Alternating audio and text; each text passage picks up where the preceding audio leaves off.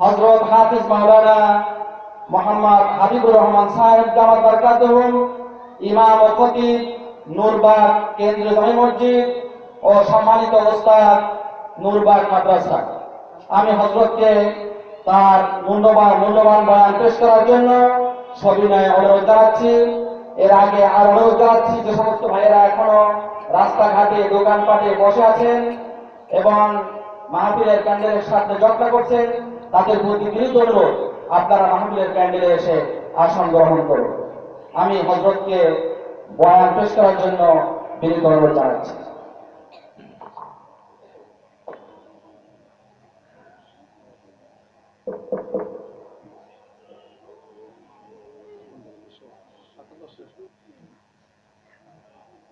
আসসালামু আলাইকুম ওয়া রাহমাতুল্লাহ।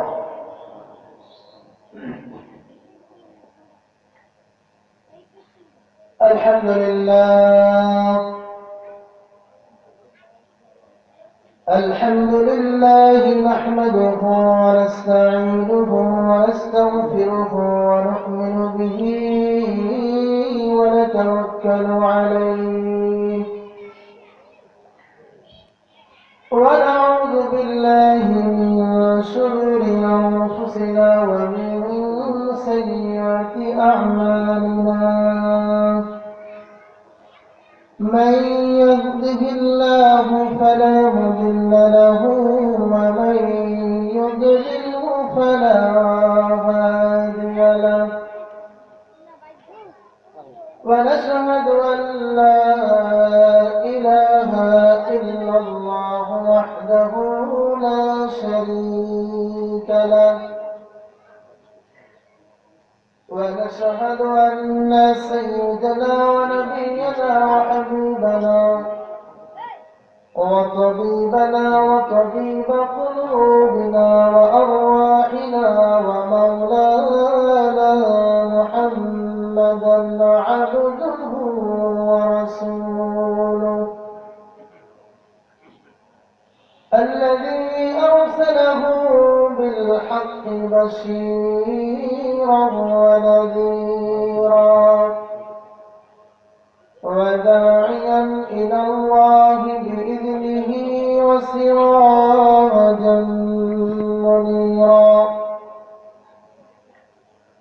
فقد قال الله سبحانه وتعالى في كلامه المجيد وفرقانه الحميد: يا أيها الذين آمنوا اتقوا الله وذروا ما بقي من الربا إن كنتم مؤمنين. وقال النبي صلى الله عليه وسلم: لعن رسول الله صلى الله عليه وسلم آكل الربا وموكله وكاتبه وشاهديه وقال هم سواء. وقال تعالى في شان حبيبه صلى الله عليه وسلم: إن الله وملائكته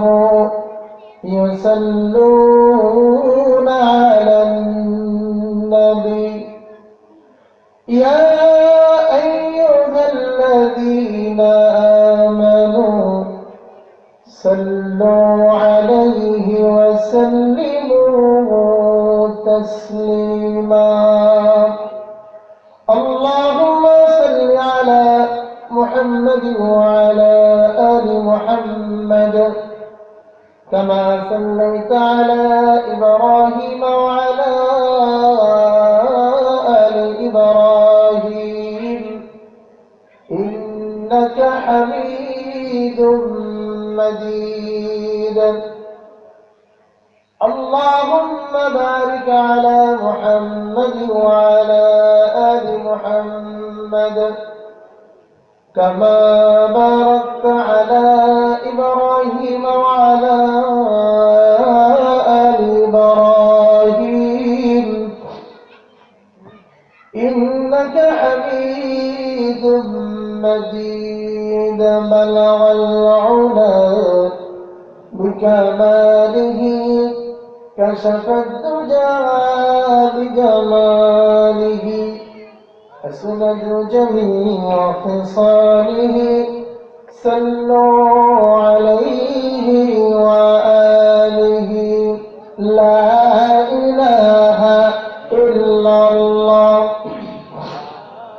সকলেই মুহাম্মদের সাথে আল্লাহ পাকের জিকির করি লা ইলাহা ইল্লাল্লাহ লা ইলাহা ইল্লাল্লাহ সুবহানাল্লাহ walhamdulillah লা ইলাহা ইল্লাল্লাহ লা ইলাহা ইল্লাল্লাহ মুহাম্মাদুর রাসূলুল্লাহ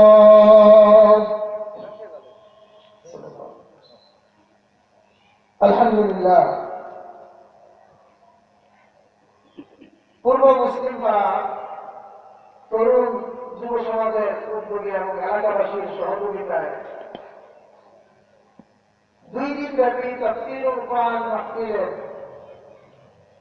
আজকে প্রথম দিনের দ্বিতীয় অধিবেশনের সম্মানিত সভাপতি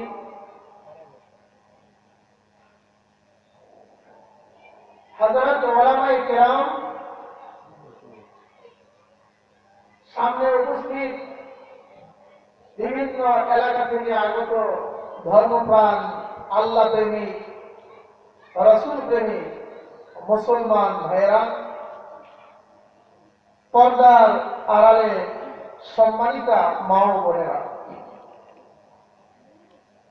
সর্বপ্রথম সেই মহান মালিক আল্লাহ রাব্বুল আলামিনের মহান দরবারে শুকরিয়া আদায় করছি, যেই মহান আল্লাহ সুবহানাহু ওয়া তাআলা আমাদেরকে দুনিয়াবি কাজ থেকে ফারিগ করে দুনিয়ার মধ্যে বেহেশতের বাগানে মাহফিলের প্যান্ডেলে আসার বসার এবং আমার মতো অধম অযোগ্যকে দু একটি কথা বলার মতো আল্লাহ পাক সুযোগ করে দিয়েছেন।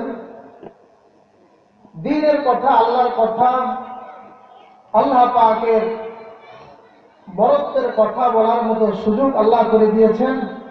সেই জন্য সেই মহান মালিকের দরবারে কালিমাতুশ শুকর আদায় করছি। সকলেই বলি আলহামদুলিল্লাহ। সাথে সাথে আমি ধন্যবাদ জানাচ্ছি পূর্ব মুসলিম পাড়ার আমার প্রাণ প্রিয় তরুণ এবং যুব সমাজের ভাইদেরকে, যুবক ভাইদেরকে, আমার যে সকল ভাইরা অক্লান্ত পরিশ্রম করে দ্বীনি ওয়াজ নসিহত, আল্লাহ এবং তার রাসূলের কথা মানুষকে, দ্বীনের দাওয়াত মানুষের কাছে পৌঁছে দেওয়ার জন্য মাহফিলের আয়োজন করেছেন। আমার এই সকল ভাইরা যদি ইচ্ছা করতেন তাহলে এই মাঠে এই স্থানে তারা যাত্রা মঞ্চের আয়োজন করতে পারতেন, ঠিক কিনা? তারা এখানে গানের আয়োজন করতে পারতেন, অথবা দুনিয়াবি কোন অনুষ্ঠান যেটা দ্বারা গুনাহ হয়, এরকম কোন গুনাহের আয়োজন তারা ইচ্ছা করলে করতে পারতেন। কিন্তু তা না করে তারা তাদের অক্লান্ত পরিশ্রম করে একটি দ্বীনি জলসার ওয়াজ মাহফিলের আয়োজন করেছেন। এই জন্য আমি আমার ওই সকল তরুণ এবং যুবক ভাইদেরকে আন্তরিকভাবে ধন্যবাদ জানাচ্ছি, কৃতজ্ঞতা জ্ঞাপন করছি। আল্লাহ পাক যেন আমার ওই সকল ভাইদেরকে এবং আমরা যারা মাহফিল শুনতেছি, ওয়াজ শুনতে এসেছি, সকলকে দুনিয়া এবং আখিরাতে এই মাহফিল যেন আমাদের জন্য নাজাতের উসিলা বানায় দেয়। সবাই বলি আমিন। সম্মানিত হাজির, সময় একেবারে অল্প সময়। এই অল্প সময়ের মধ্যে কোরআন সুন্নাহর আলোকে দু একটি কথা যদি আল্লাহ পাক তৌফিক দান করেন আমি আপনাদের সামনে পেশ করব। সুবহানাকা লা ইলমা লানা ইল্লা মা 'আল্লামতানা ইন্নাকা আনতাল আলিমুল হাকীম। إن أريد إلا الإصلاح ما استطعت وما توفيقي إلا بالله عليه توكلت وإليه أنيب الله ربي الله ربي عليه توكلت وإليه أنيب।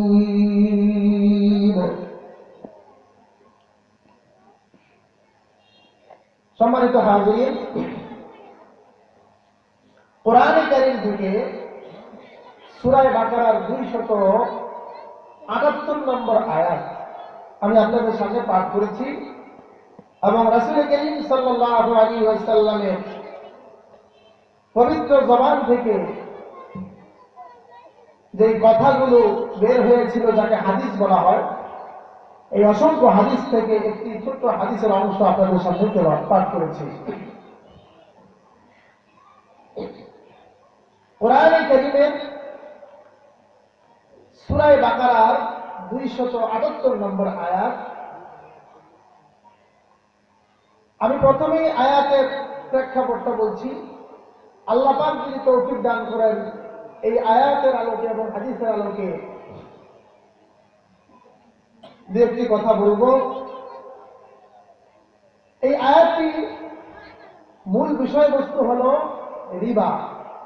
বলেন তো সবাই কি রিবা? আরবিতে বলা হয় রিবা, বাংলায় বলা হয় সুদ, ইংরেজিতে বলা হয় ইউজারি বা ইন্টারেস্ট। কোরআন শরীফে সূরা বাকারার 278 নম্বর আয়াত, এর আগে পরে আরো কিছু আয়াত আছে একই বিষয়বস্তু। এই আয়াতগুলি নাযিল হয়েছিল মক্কা মুকাররমায় তদানীন্তন আরব জাহিলিয়াতের যুগে। মানুষ একজন আরেকজন এর কাছ থেকে দুনিয়াবি কোনো প্রয়োজনে টাকা পয়সা ধার নিত, ঋণ নিত। যে ঋণের প্রচলন আজও পর্যন্ত আমাদের সমাজে বর্তমান পৃথিবীতেও আছে না নাই? আছে। কিন্তু ঋণ দেওয়া নেওয়া এই প্রচলন প্রাচীন আমলেও ছিল, এখনো আছে। তবে এখানে দর্শনীয় বিষয় যেগুলো, সেটা হলো যে কেউ কাউকে ঋণ দেওয়ার সময়, কাউকে খরচ দেওয়ার সময়, মনে করেন আমি কাউকে 1000 টাকা ঋণ দিলাম, আর দেওয়ার সময় বলে দিলাম যখন তুমি 10 দিন 15 দিন বা 1 মাস পরে একটা নির্দিষ্ট মেয়াদ দিলাম, যখন তুমি আমাকে এই 1000 টাকা ফেরত দিবে, এই 1000 টাকার সাথে আরো 100 টাকা বা 200 টাকা অতিরিক্ত তোমাকে দিতে হবে।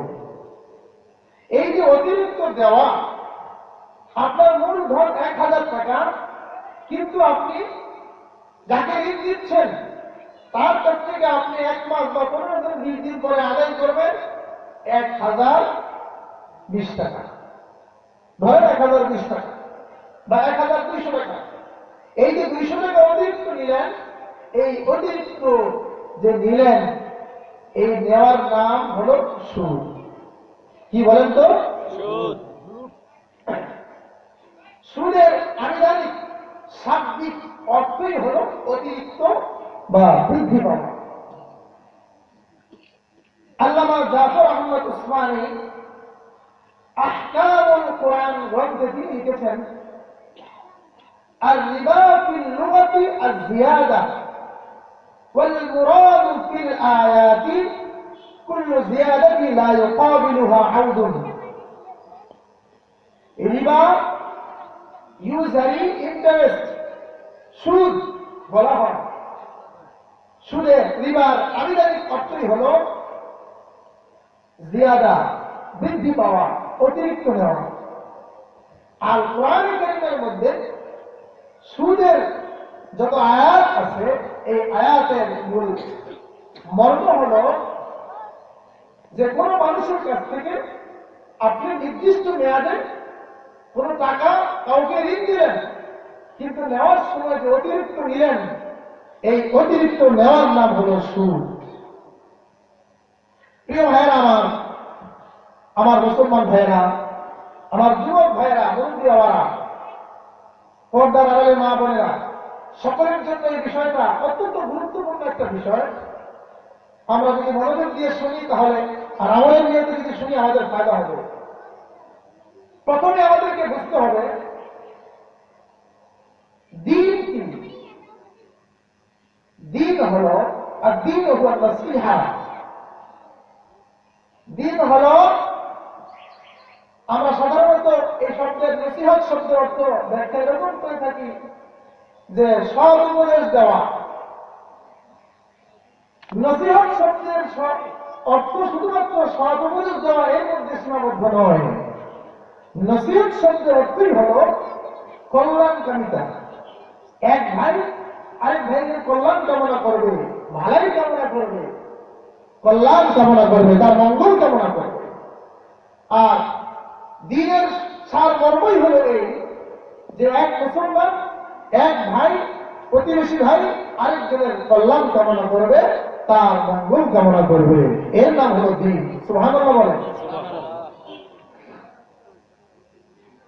তাহলে দ্বীনের সার মর্ম বা দ্বীন যদি হয় আরেক ভাইয়ের কল্যাণ কামনা করা, মঙ্গল কামনা করা, তাহলে এক ভাই যখন বিপদগ্রস্ত হবে, কোন ভাই যখন সমাজের মধ্যে খাদ্য অনাহারে বিভৎস অবস্থায় দিনাতিবাদ করবে, কষ্টে দিনাতিবাদ করবে, বিপদগ্রস্ত হবে, তার ঘরে আহার নাই, খাদ্য নাই, পরিধেয় বস্ত্র নাই, এমন অবস্থায় আমার জন্য উচিত আমার ভাইকে তাকে টাকা পয়সা দিয়ে, যদি আমি সমর্থবান হয়ে থাকি তাহলে আমি তাকে টাকা পয়সা দিয়ে সাহায্য সহযোগিতা করব। কিন্তু এই সাহায্য সহযোগিতার পাশাপাশি যদি আমি তাকে টাকা দিয়ে অতিরিক্ত তার উপরে সুদের বোঝা চাপাইয়া দেই, তাহলে কি এর নাম দিন হবে? এটার নাম কি কল্যাণকামিতা হবে? তাহলে আরেকজনের উপরে আমি ঋণ দিলাম, ঋণ দেওয়ার সাথে সাথে আমি তার উপরে জুলুম করলাম। আর এই জুলুমের মূলোৎপাটন করার জন্য আল্লাহ রাব্বুল আলামিন কোরআনে কারীমে এই আয়াতগুলো নাযিল করেছেন। প্রিয় ভাইয়েরা আমার, সুদ দুই প্রকার। কয় প্রকার? দুই প্রকার। রিবা আর নাসিয়া। রিবা নাসিয়া, দুই নম্বর হলো রিবাল ফদল। এক নম্বর হলো মেয়াদি সুদ, যেটা কোনো ব্যক্তিকে টাকা পয়সা দিলাম, নির্দিষ্ট মেয়াদে ফিরাই দিতে হবে, পাশাপাশি এত টাকা আমাকে অতিরিক্ত দিতে হবে। আরেকটা হলো রিবাল ফদল, সেটা হলো মালের সুদ। কিসের সুদ? মালের। কোরআন সুন্নাহর আলোকে রিবাল নাসিয়া এবং রিবাল ফদল এই উভয়টাই ইসলামী শরীয়ত হারাম করেছে, হারাম। আমার প্রিয় ভাইয়েরা, আমার যুবক বন্ধুরা, আমরা সকলেই মাহফিলের প্যান্ডেলে চলে আসি কোরআন সুন্নাহর আলোচনা শোনার জন্য। আল্লাহ রাব্বুল আলামিন কোরআন কারীমের মধ্যে এই উভয় প্রকার সুদকে হারাম করেছেন এবং এর অপকারিতা তিনি বর্ণনা করেছেন। আল্লাহ তাআলা, আল্লাহ রাব্বুল আলামিন কোরআন কারীমের মধ্যে যে আয়াতখানি আমি আপনাদের সামনে তেলাওয়াত করেছি, আল্লাহ রাব্বুল আলামিন কোরআন কারীমের আয়াতের মধ্যে বলেন, ইয়া আইয়ুহাল্লাযীনা আমানু তাকুল্লাহা ওয়া যারু মা বাকিয়া মিনার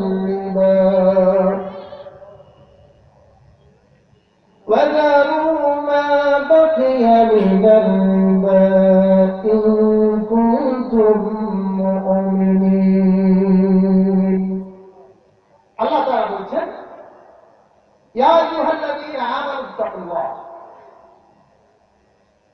হে ঈমানদারগণ,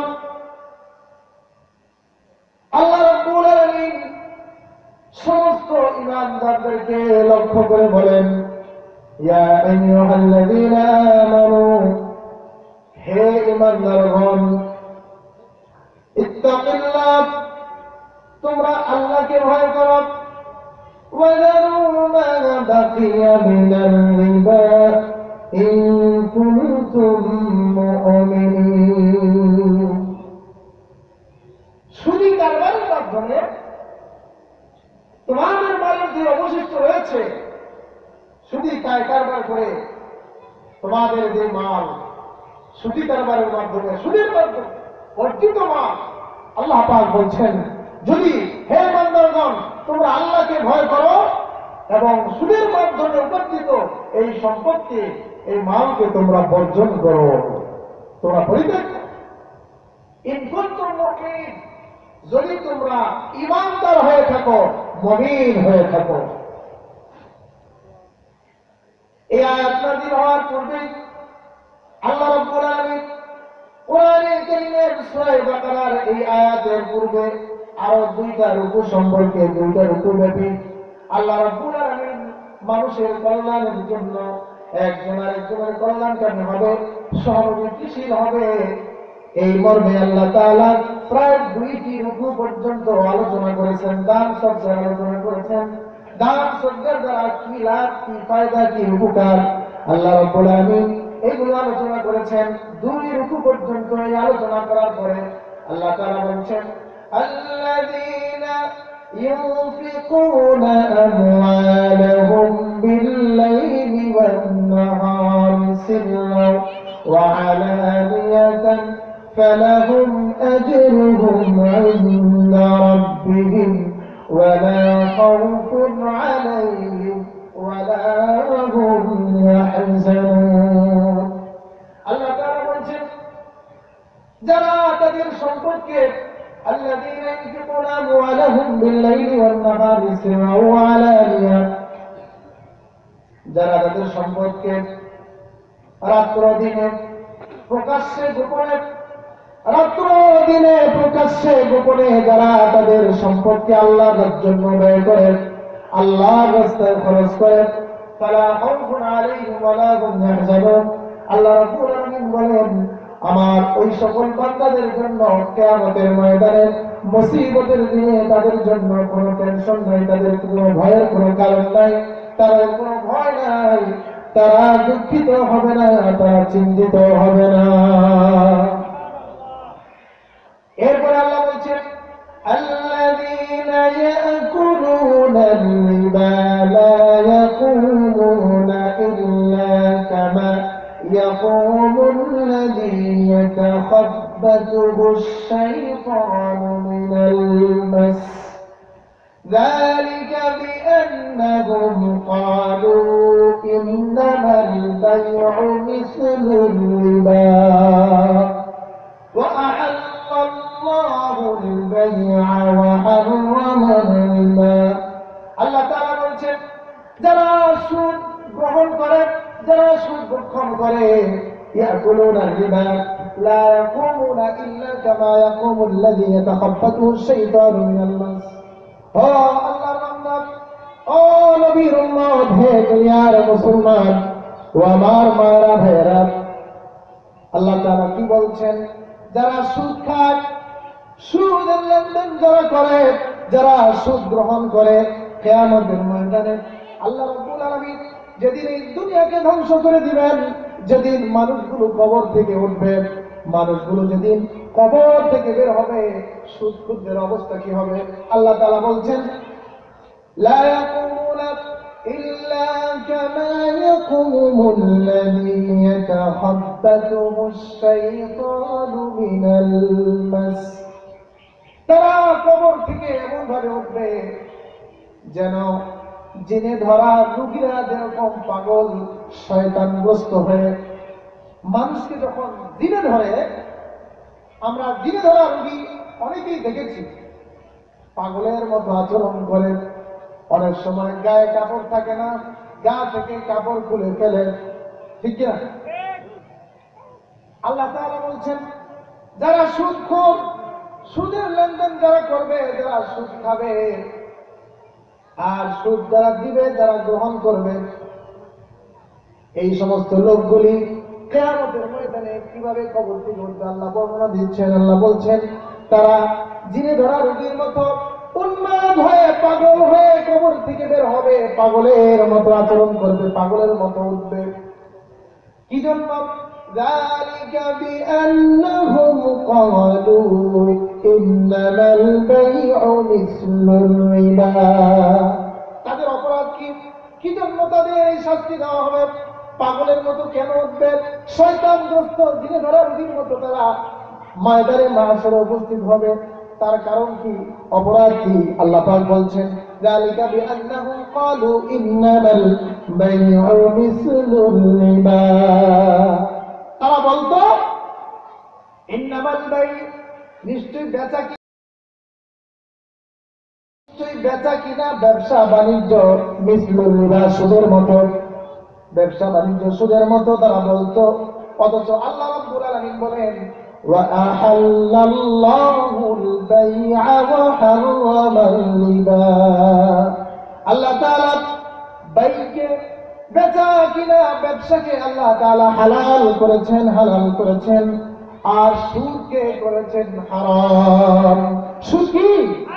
সবাই বলেন সুদ কি? হারাম।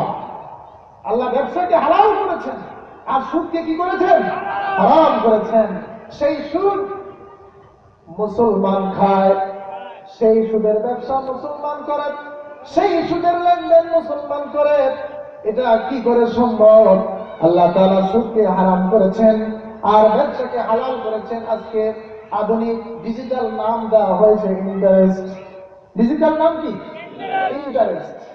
ব্যাংকের পরিভাষা এটা হলো ইন্টারেস্ট। সুদ খায়, অথচ বলে কি আমরা ইন্টারেস্ট খাই, সুদ খাই না। নবীর আমলে যেই সুদ, কোরআনে কারীমে যেই সুদকে হারাম করা হয়েছে, আমরা সেই সুদ খাই না, আমরা ইন্টারেস্ট খাই। প্রিয় ভাইয়েরা আমার, বিষয়টা অনেক ব্যাপক, সময় একেবারে কম। এই জন্য আমি সংক্ষিপ্ত শুধু আয়াতের তর্জমা করব এবং হাদিস দিয়ে একটি হাদিস আপনাদের সামনে পেশ করব। এরপরে আল্লাহ তাআলা বলছেন فَمَنْ جَاءَهُ مَوْعِظَةٌ مِّن رَّبِّهِ فَانْتَهَى। আল্লাহ পাক বলছেন فَمَنْ جَاءَهُ مَوْعِظَةٌ مِّن رَّبِّهِ। সুতরাং যেই ব্যক্তির নিকট সুদ হারাম হওয়ার প্রত্যাদেশ যাদের কাছে এসে গেছে, ও আল্লাহর বান্দা, ও নবীর উম্মত, আজকে ওয়াজ মাহফিলের মাধ্যমে মাইকের আওয়াজ যত দূর যাচ্ছে, যতগুলো মানুষের কানে সুদ হারামের এই বাণী, এই ওয়াজ, এই নসিহত, এই প্রত্যাদেশ আল্লাহর পক্ষ থেকে এই বাণী যতগুলো মানুষের কানে পৌঁছে গেল, আল্লাহ পাক বলছেন فَمَنْ جَاءَهُ مَوْعِظَةٌ مِّن رَّبِّهِ فَانْتَهَى। সুতরাং যেই ব্যক্তির নিকট সুদ হারাম হওয়ার মর্মে এই বাণী কোরআনে কারীমের এই প্রত্যাদেশ যাদের কাছে এসে গেছে, যার নিকট এই ওয়াজ যে ব্যক্তি শুনেছে, আল্লাহর কোরআনের এই বিধান যার কাছে চলে এসেছে, فَمَنْ جَاءَهُ مَوْعِظَةٌ مِّن رَّبِّهِ فَانْتَهَى। যার নিকট সুদ হারাম হওয়ার মর্মে এই প্রত্যাদেশ, এই বাণী যার নিকট এসে গেছে, ফান্তাহা, সে যেন সুদ থেকে নিবৃত হয়ে যায়, বিরত থাকে, আর যেন সুদ না খায়। ফালাহু মা সালাফ, আর অতীতে যা কিছু খেয়েছে, অতীতে যা কিছু হয়ে গেছে, আল্লাহ পাক বলেন ফালাহু মা সালাফ। অর্থাৎ কোরআনে কারীমের এই আয়াত যখন নাযিল হয়, সুদ হারাম হওয়ার এই বিধান যখন নাযিল হয়, আল্লাহ পাক বলছেন আজকের পর থেকে সুদ হারাম হয়ে গেল। সুতরাং যার নিকট সুদ হারামের এই আয়াত পৌঁছে গেছে, তার জন্য সে যেন সুদ থেকে নিবৃত হয়ে যায়, বিরত হয়ে যায়, আর পূর্বে যা কিছু হয়েছে সেটা তারই। অর্থাৎ সুদী কারবারের মাধ্যমে কোরআনের আয়াত যখন নাযিল হয়েছে, আয়াত নাযিল হওয়ার আগে এই সুদী কারবারের মাধ্যমে যত লাভ হয়েছে, টাকা পয়সা যা কিছু উপার্জন করেছে সেটা তার, সেটা ক্ষমাযোগ্য অপরাধ, সেটার জন্য আল্লাহ পাক ধরবে না। এটা কখনকার কথা? যখন কোরআন নাযিল হয়। ও আল্লাহর বান্দা, ওয়া আমরুহু ইলাল্লাহ, আর তার ব্যাপারটা আল্লাহ পাকের এখতিয়ারে চলে যাবে। আল্লাহ পাক হয়তো তাকে ক্ষমা করে দিবেন। তার ব্যাপার আল্লাহর অধীনে, আল্লাহর অধীনে। وَمَنْ عَادَ فَأُولَئِكَ أَصْحَابُ النَّارِ। আল্লাহ পাক বলছেন, এত কিছু বলার পরে এই যে ওয়াজ করা হচ্ছে, সুদ হারাম, সুদ হারাম, সুদ খাইও না, এই ওয়াজ আপনার আমার কানে এসেছে, কোরআনের বাণী আপনার আমার কাছ পর্যন্ত এসে গেছে। আল্লাহ পাক বলছেন, ওয়ামান আদা, এই ওয়াজ শোনার পরেও, কি বলছেন? এই ওয়াজ শোনার পরেও, সুদ হারামের এই কথাগুলো শোনার পরেও, ওয়ামান আদা, যে নাকি পুনরায় আবার সুদী কারবারের মধ্যে লিপ্ত হবে, সুদী কারবার করবে, সুদ দেবে, সুদ গ্রহণ করবে, সুদী কারবারের লেখক হবে এবং সুদের সাক্ষী থাকবে। কয় প্রকার লোক? 4 প্রকার লোক: সুদ দাতা, সুদ গ্রহীতা এবং সুদী কারবারের লেখক আর সুদের সাক্ষী। এই 4 প্রকার লোককে উদ্দেশ্য, ওয়ামান আদা ফাউলাইকা আসহাবুন নার। এই ওয়াজ শোনার পরে আজকে পূর্ব মুসলিম পাড়া এই মাহফিলে সুদের বয়ান শোনার পরে যাদের কাছে, যাদের কান পর্যন্ত সুদের হারামের এই ওয়াজ যাদের কানের কাছে পৌঁছে গেল, আল্লাহ পাক বলছেন, ওয়ামান আদা ফাউলাইকা আসহাবুন নার। এরপরেও যদি কেউ সুদী কারবারে পুনরায় নিজেকে আবার মশগুল করে, লিপ্ত করে, আবার যদি সুদী কারবার করে, সুদী ব্যবসা বাণিজ্য করে, সুদ খায়, সুদ দেয়, সুদের সাক্ষী থাকে, সুদের লেখক হয়, তাহলে ফাউলাইকা আসহাবুন নার, ওই সমস্ত লোকদের জন্য তারা হবে জাহান্নামী। কোথায় যাবে? কোথায় যাবে? কার কথা? নাকি নূরবাগের মসজিদের ইমাম সাহেবের কথা? কার কথা? আল্লাহর কথা, আল্লাহর কথা। ومن عاد فأولئك أصحاب النار هم فيها خالدون। আর সেই জাহান্নামে তারা অনন্তকাল থাকবে। আল্লাহ তাআলা আমাদেরকে সুদ থেকে বাঁচার তৌফিক দেন। এরপরে আল্লাহ পাক বলছেন, ইয়ামহাকুল্লাহুর রিবা ওয়া ইউরবিস সাদাকাত। আল্লাহ পাক বলছেন, ইয়ামহাকুল্লাহুর রিবা ওয়া ইউরবিস সাদাকাত। সুদকে, সুদের মালকে, সুদের সম্পদকে আল্লাহ পাক ধ্বংস করেন, বিবর্তন করেন, বরকতহীন করে দেন। ওয়া ইউরবিস সাদাকাত, আর সদকা আল্লাহ পাক সদকাকে বৃদ্ধি করে দেন, সদকাকে আল্লাহ পাক বরকতময় করে দেন। সুবহানাল্লাহ। সুদকে ধ্বংস করেন। এজন্য সুদী কারবারি যারা, যারা সুদের টাকা, সুদের ব্যবসা বাণিজ্য, সুদী কারবার করে যারা বিশাল বিশাল অট্টালিকার মালিক হয়, ব্যাংক ব্যালেন্স হয়, আল্লাহ পাক বলছেন তারা ধ্বংস হয়ে যাবে, ধ্বংস হয়ে যায়। এরকম হাজারো দৃষ্টান্ত আমরা আমাদের সমাজে দেখতে পাই, ঠিক কিনা? সাময়িক ভাবে বাড়ি গাড়ি কোনো কিছুর অভাব নেই, এক সময় দেখা যায় সে রাস্তার ফকির, ঠিক কিনা? এই জন্য সুদী কারবার আল্লাহ পাক বলছেন, সুদের সম্পদকে আল্লাহ পাক ধ্বংস করে আর সদকাকে আল্লাহ পাক বৃদ্ধি করে দেন। সুবহানাল্লাহ। ওয়াল্লাহু লা ইউহিব্বু কুল্লা কাফফারিন আযীম। আর আল্লাহ রাব্বুল আলামিন পাপিষ্ঠ, নাশুকর, অকৃতজ্ঞ, পাপিষ্ঠ বান্দাকে আল্লাহ পাক ভালোবাসেন না।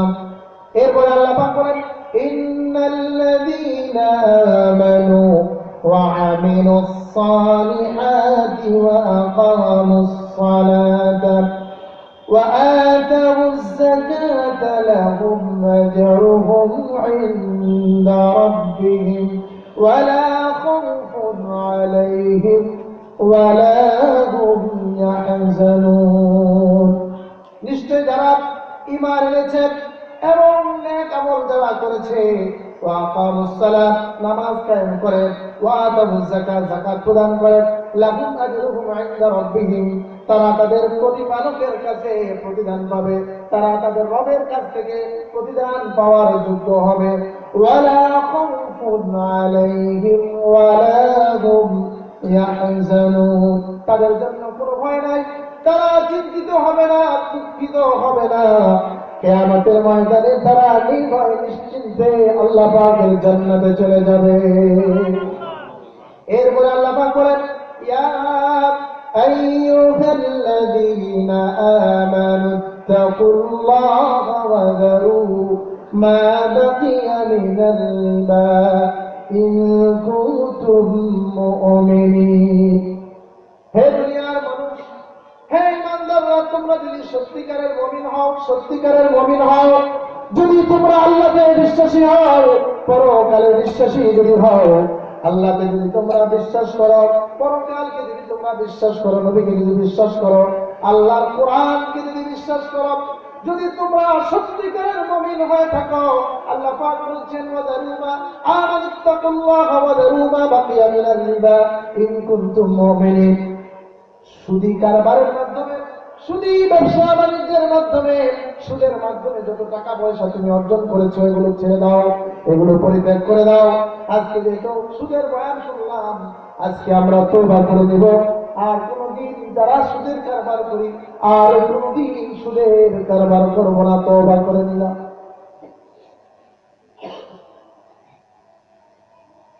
যদি তোমরা মুমিন হও তাহলে তোমরা এই সুদী কারবার থেকে বিরত থাকো, যা কিছু অর্জন করেছো এগুলো ছেড়ে দাও। যার কাছে সুদের পাওনা আছে, যে আমি তার কাছে এত টাকা পাওনা পাই মূলে, আর সুদে পাই এত টাকা, মূলটাকে রাখো, সুদটাকে ছেড়ে দাও।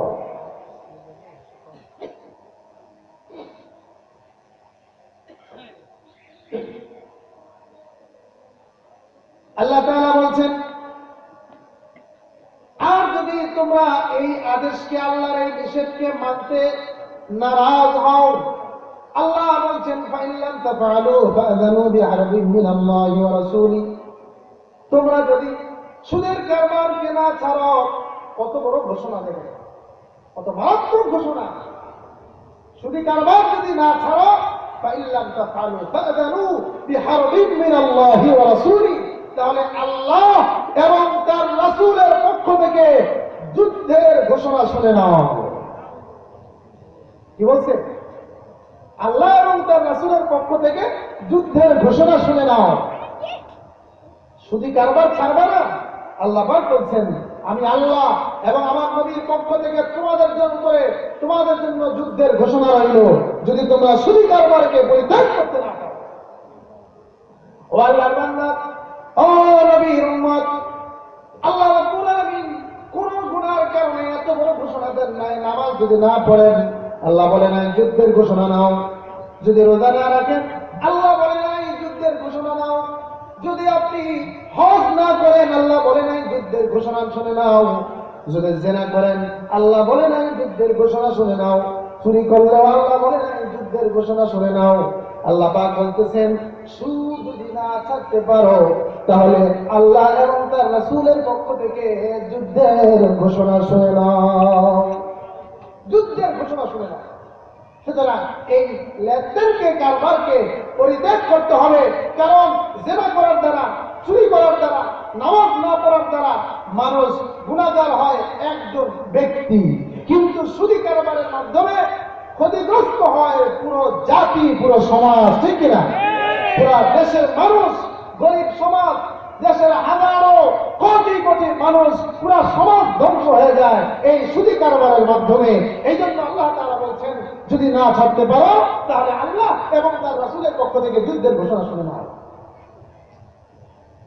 وَإِن تُبْتُمْ فَلَكُمْ رُءُوسُ أَمْوَالِكُمْ, আর যদি তোমরা তওবা করো, সুদ থেকে যদি তোমরা তওবা করো, ফালাকুম রুউসু আমওয়ালিকুম, তাহলে মালের মূল তোমাদের, মূল মাল, মূল সম্পদ তোমাদেরই থাকবে। লা তাযলিমুনা ওয়া লা তুযলামুন, তোমরা কার উপরে জুলুম করো না, তোমাদের উপরে জুলুম করা হবে না। আর যদি কোনো ব্যক্তি যদি তোমার কাছে ঋণ পায়, যদি কোনো ব্যক্তি তোমার কাছে টাকা পয়সা পাওনা থাকে, ঋণগ্রস্ত থাকে, তাহলে তাকে সচ্ছলতা পর্যন্ত অবকাশ দাও, সুযোগ দাও। আর যদি তোমরা তাদেরকে শ্রদ্ধা করে দাও, দান করে দাও, তাহলে সেটাই তোমাদের জন্য কল্যাণকর হবে। ও আল্লাহর বান্দা, ও নবীর উম্মত, যে হাদিসখানা আমি আপনাদের সামনে পাঠ করেছিলাম, وعن جابر رضي الله تعالى عنه قال قال رسول الله صلى الله عليه وسلم آكل الربا وموكله وكاتبه وشاهديه وقال هم سواء। মুসলিম শরীফের হাদিস। আল্লাহর নবী বলেন, আল্লাহর নবী চার প্রকারের লোকদেরকে লানত করেছেন, অভিশাপ দিয়েছেন, অভিশপ্ত বলে সম্বোধন করেছেন। কয় প্রকার লোক? চার প্রকার। ভালো করে শুনেন। লানা রাসূলুল্লাহ সাল্লাল্লাহু আলাইহি ওয়াসাল্লাম আকিলার রিবা, যে নাকি সুদ গ্রহণ করে, যে নাকি সুদ দেয়, সুদ দাতা। আকিলার রিবা ওয়া মুকিলাহু, সে যে নাকি সুদ গ্রহণ করে। এক নম্বর হলো সুদদাতা, দুই নম্বর হলো সুদ গ্রহীতা, যে নাকি সুদ গ্রহণ করে। ওয়া কাতিবাহু, আর এই সুদি কারবার যে নাকি লেখালেখি করে, দলিল লেখে, কাগজ লেখে, আছে না নাই? আছে না নাই? সুদি কারবারের লেখক, সুদ দাতা, সুদ গ্রহীতা, সুদি কারবারের লেখক। আর এই সুদের সাক্ষীতে থাকবে কি? সুদের সাক্ষী। আল্লাহ নবী এই চার প্রকার লোকদের জন্য অভিশাপ দিয়েছেন, অভিশপ্ত বলে সম্বোধন করেছেন, লানত করেছেন। সুদদাতা, সুদ গ্রহীতা এবং সুদি কারবারের লেখক, যে নাকি সুদের দলিল লেখে, এই লোকদেরকে, আর যে নাকি সুদের সাক্ষ্য থাকে, এই চার শ্রেণীর লোকদেরকে আল্লাহ নবী সাল্লাল্লাহু আলাইহি ওয়াসাল্লাম অভিশপ্ত বলে সম্বোধন করেছেন। নবীজি অভিশাপ দিয়েছেন এই চার শ্রেণীর লোকের। মনে থাকবে, সুদদাতা, সুদ গ্রহীতা, সুদের লেখক এবং সুদের সাক্ষী, এই চার শ্রেণীর জন্য আল্লাহ নবীর পক্ষ থেকে অভিশাপ। নাউযুবিল্লাহ। وعن ابي هريره رضي الله تعالى عنه قال قال رسول الله صلى الله عليه وسلم لا يأتين على الناس زمان لا يبقى احد الا اكل الربا فان لم ياكله اصابه من بخاره ويرى من غباره। আবু দাউদ শরীফের হাদিসের মধ্যে নবীজি সাল্লাল্লাহু আলাইহি ওয়াসাল্লাম বলেন, এই হাদিসের রাবী হলো হযরত আবু হুরায়রা। হযরত আবু হুরায়রা বলেন, এমন একটা সময় আসবে, এমন একটা সময়, এমন একটা কাল আসবে, যখন মানুষ সুদ থেকে যতই বাঁচতে চায় বাঁচতে পারবে না। তার সমাজ ব্যবস্থা, তার রাষ্ট্রীয় ব্যবস্থা, রাষ্ট্রের অর্থনীতি, সামাজিক অর্থনীতি, বিশ্ব অর্থনীতি ব্যবস্থা হয়ে যাবে সুদের সয়লাভ হয়ে যাবে। ঠিক না? এরকম সময় আসছে না? এখনই তো এই সময় সারা পৃথিবীতে আপনি তাকায় দেখেন, সুদের জালে সবাই আচ্ছাদিত হয়ে গেছে। সুদ থেকে আপনি যতই চেষ্টা করেন বের হতে পারবেন না। এজন্য আমাদের সর্বাত্মক চেষ্টা করতে হবে সুদী সরাসরি ভাবে সুদের কোন লেনদেন, কোন কারবার যেন আমরা না করি। কোন ব্যক্তি যদি সুদ খেতে হয়, কোনোভাবে তাকে তার ভিতরে এই সুদের হারাম তার ভিতরে প্রবেশ করবে। তবে আল্লাহর কাছে আমরা যদি এতটুকু চেষ্টা করি যে আমি সুদ খাবো না, যতভাবে হোক আমার যত লেনদেন, আমার ব্যবসা বাণিজ্য সব কিছুকে আমি সুদ থেকে মুক্ত করব, তাহলে বিশ্ব অর্থনীতি ব্যবস্থার জন্য, অর্থ ব্যবস্থার জন্য, বিশ্ব অর্থনীতি ব্যবস্থার জন্য, রাষ্ট্রীয় অর্থনীতি ব্যবস্থার জন্য আপনি আমি দায়ী হবো না। কথা বুঝে আসছে? আল্লাহ নবী সাল্লাল্লাহু আলাইহি ওয়াসাল্লাম আরেকটা হাদিস শুনেন عن عبد الله بن حنظلة رضي الله تعالى عنه قال قال رسول الله صلى الله عليه وسلم درهم ربا يأكل الرجل وهو يعلم أشد من 36 زنية নবী সাল্লাল্লাহু আলাইহি ওয়াসাল্লাম বলেন ও আল্লাহর বান্দা ও নবীর উম্মত ও আমার মায়েরা ভাইরা ও আমার বোনেরা ও আমার ভাইরা ও পূর্ব মুসলিম পাড়ার মুসলমান ভাইরা আল্লাহ নবী বলেন সুদের একটা পয়সা একটা টাকা খাওয়া কেমন অপরাধ সুদের একটা টাকা খাওয়া কেমন অপরাধ আল্লাহ নবী বলেন যে দিরহামুরিবা ইয়াকুলুর রাজুলু মানুষ সুদের একটা টাকা যদি তার পেটের মধ্যে যায় ওহুয়া ইয়ালাম আর সে জেনে শুনে সুদ ভক্ষণ করছে খায় জানে সুদ খাইলে গুনাহ হয় তারপরে খায় এই গুনাহটা কেমন মিন 36 জানিয়াতান আল্লাহ নবী বলেন সুদের একটা পয়সা খাওয়া 36 বার জিনা করার মতো গুনাহ কয়বা 36 বার জিনা করলে যে গুনাহ সুদের একটা টাকা ভক্ষণ করলে সেই গুনাহ প্রিয় মুসলমান ভাইরা ও আমার তরুণ যুবক সমাজ যুব সমাজ সকলকে বলছি যদি কেউ সুদী কারবারের মধ্যে লিপ্ত থাকি আজকের এই কোরআনের মাহফিল থেকে তাফসীরুল কোরআন মাহফিল থেকে আমাদেরকে শিক্ষা নিতে হবে তওবা করতে হবে আর জীবনে করে দেব সুদ খাওয়া আল্লাহ নবী সাহাবী হযরত আবু হুরায়রা রাদিয়াল্লাহু তাআলা বর্ণনা করেন আর রিবা 70 জুজান আর রিবা 70 জুজান সুদের 70টি গুনাহ রয়েছে সুদের গুনার 70টি স্তর রয়েছে আইসারুহা আইয়াতিহান রাজুলু উম্মুহু 70টি গুনার স্তর রয়েছে তার মধ্যে সর্বনিম্ন গুনাহ হলো নিজের মায়ের সাথে জিনা করা কার কথা আল্লাহ রাসূলের কথা আল্লাহ নবী সাল্লাল্লাহু আলাইহি ওয়াসাল্লাম বলেন আতাইতু লাইলাতাল ইসরা বিআলা কওমিন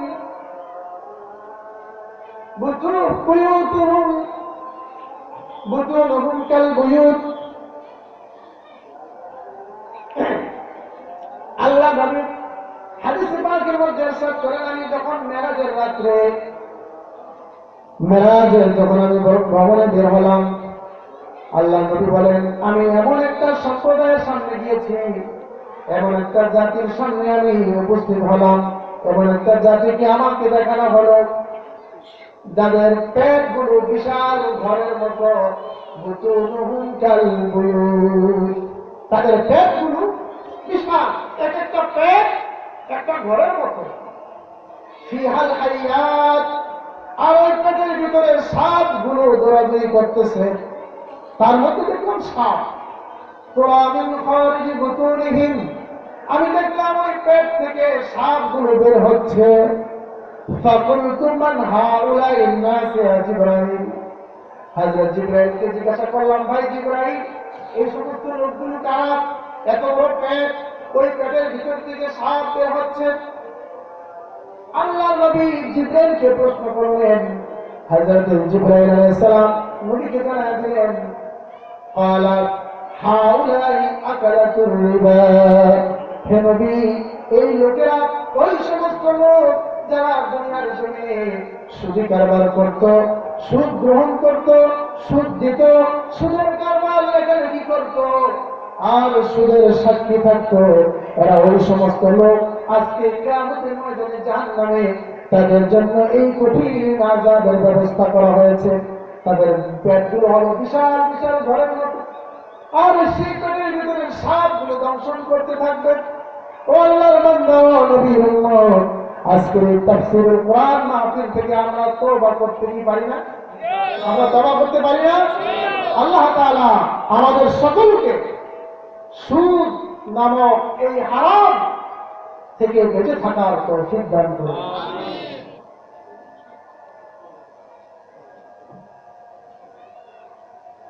উম্মত, এই সুদ থেকে আমাদেরকে বাঁচতে হবে, বাঁচতে হবে। ও আল্লাহর বান্দা, ও নবীর উম্মত, আল্লাহ তাআলা সুদকে হারাম করেছেন, ব্যবসাকে করেছেন হালাল। আজকে আমাদের সমাজে যারা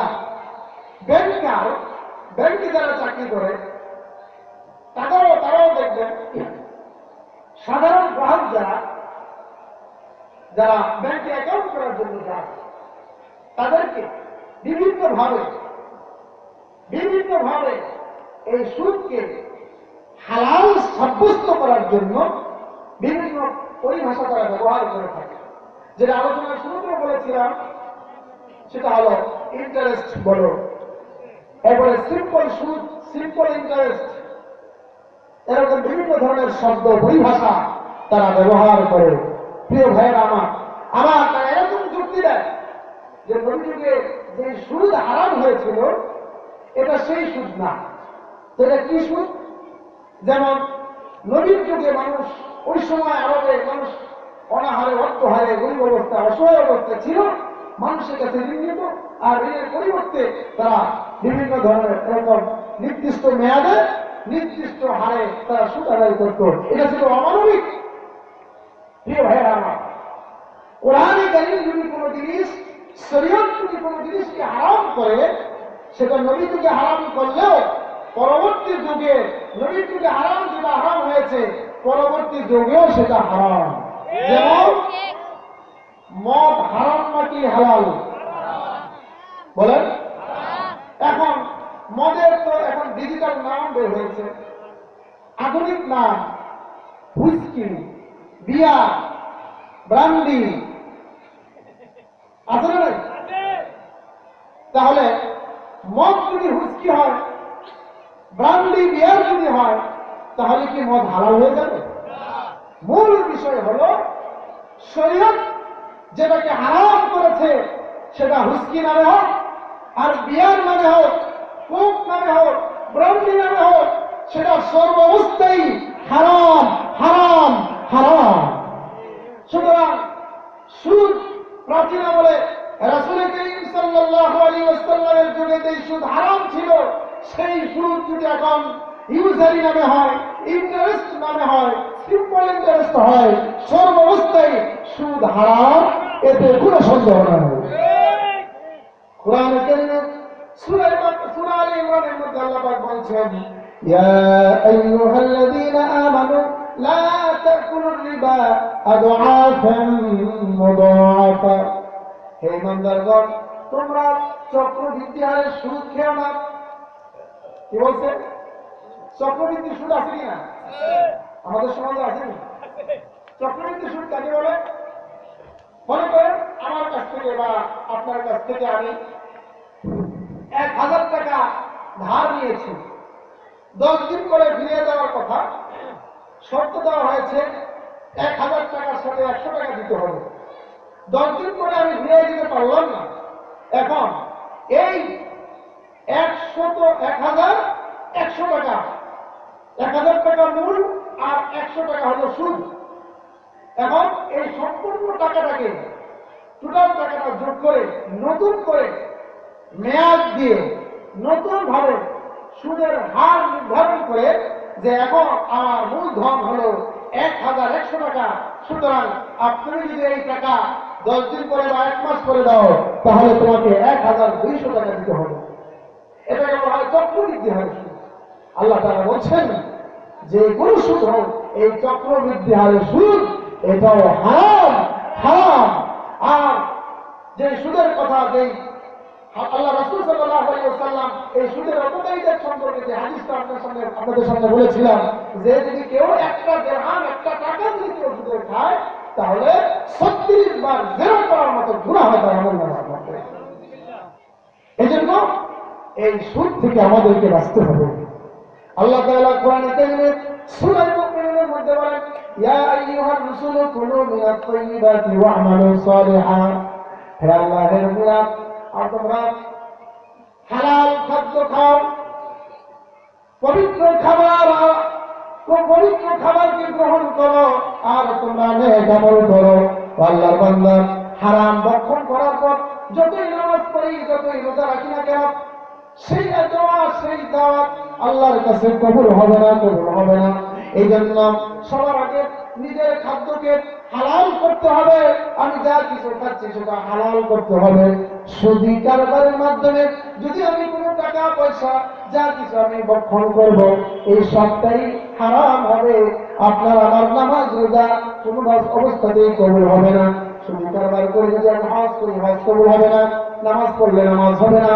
আর যত ইবাদত বন্দেগী করি না কেন, যতক্ষণ পর্যন্ত সুদ থেকে বিরত না থাকবো, ততক্ষণ পর্যন্ত কোনো আমল আল্লাহর দরবারে কবুল হবে না। আমার ভাইয়েরা, আমার প্রিয় ভাইয়েরা, প্রিয় মুসলমান ভাইয়েরা, আজকের এই আলোচনা শোনার পরেও আল্লাহ তাআলা যদি আমাদেরকে সুদ থেকে বাঁচার, বিরত থাকার তৌফিক না দেন, তাহলে আমাদের মতো হতভাগ্য কপাল উপর আর হতে পারে না। প্রিয় ভাইয়েরা আমার, আসুন যারা এই সমস্ত সুদি কারবারের সাথে, সুদি লেনদেনের সাথে যারা সম্পৃক্ত, আমরা সকলেই তওবা করি, আল্লাহর কাছে ক্ষমা চাই যে আল্লাহ, আর জীবনে কোনোদিন সুদি কারবার করবো না, সুদ ভক্ষণ করবো না, সুদ কাউকে দেবো না, সুদের লেনদেন লেখক হব না এবং সুদের সাক্ষীও থাকবো না। আল্লাহ তাআলা আমাদের সকলকে সুদির যতগুলি প্রকার আছে এবং বিশেষ করে যে 4 প্রকার ব্যক্তিকে আল্লাহ তাআলা লানত করেছেন, এই 4 বদ খাসলত থেকে, বদ অভ্যাস থেকে আল্লাহ তাআলা যেন আমাদেরকে, আমাদের সকলকে, সারা পৃথিবীর মুসলিম উম্মাহকে আল্লাহ পাক যেন হেফাজত করেন। আমিন। ওয়া আখিরু দাওয়ানা আলহামদুলিল্লাহি রাব্বিল আলামিন। আসসালামু আলাইকুম ওয়া রাহমাতুল্লাহ।